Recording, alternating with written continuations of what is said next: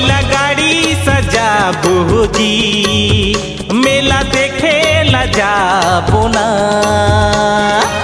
चलो गा भैया चलो दीदी, बाबा के दर्शन पाबो ना। चलो गा भैया चलो दीदी, बाबा के दर्शन पाबो ना। मेला लगे है गिरदपुरी माँ,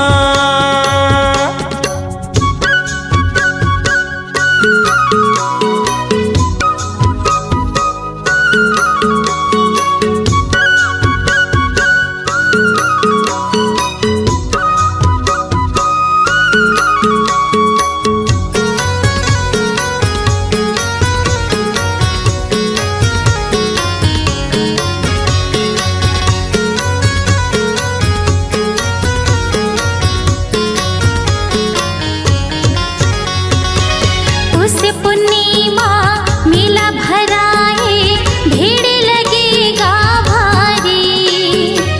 चिंता झिनकर बही और धौरा के छैया अबड़ सुहाही।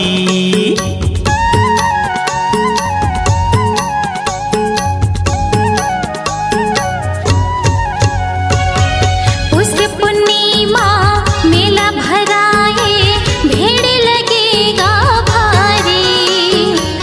चिंता झिनकर बही और धौरा के छैया अबड़ सुहाही।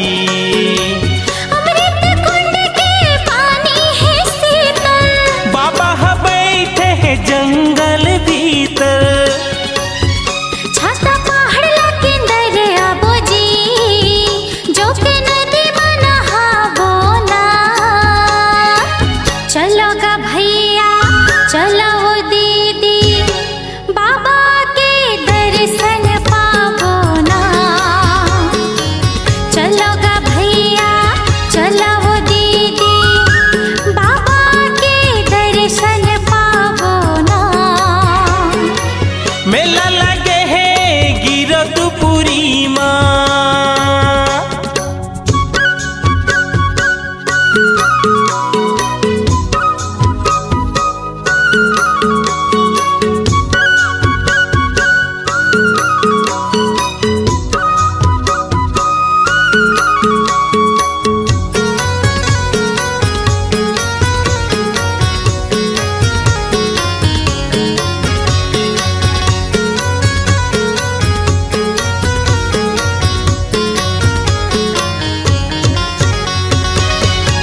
ददल घलो संग में ले जाबो, बाबा के दर्शन पाबो।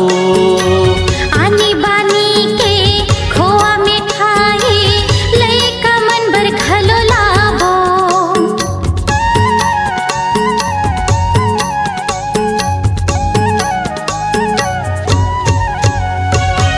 दाई ददल घलो संग में ले जाबो, बाबा के दर्शन पाबो।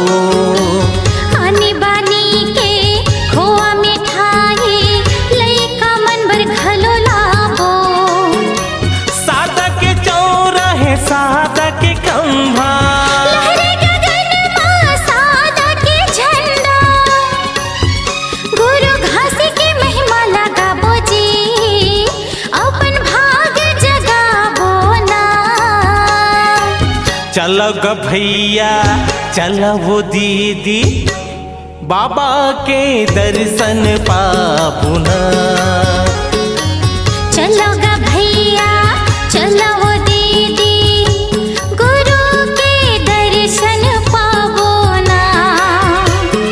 मेला लगे है गिरदपुरी माँ, मेला लगे है गिरदपुरी माँ। बैला गाड़ी सजाबो जी, मेला देखे ला जाबो ना। चलो गा भैया चलो दीदी, बाबा के दर्शन पाबो ना। चलो गा भैया चलो दीदी, बाबा के दर्शन पाबो ना। चलो ग भैया चलो दीदी बाबा के दर्शन पाबुना। बाबा के दर्शन पावो ना, गुरु के दर्शन पावो ना। बाबा के दर्शन पाबुना।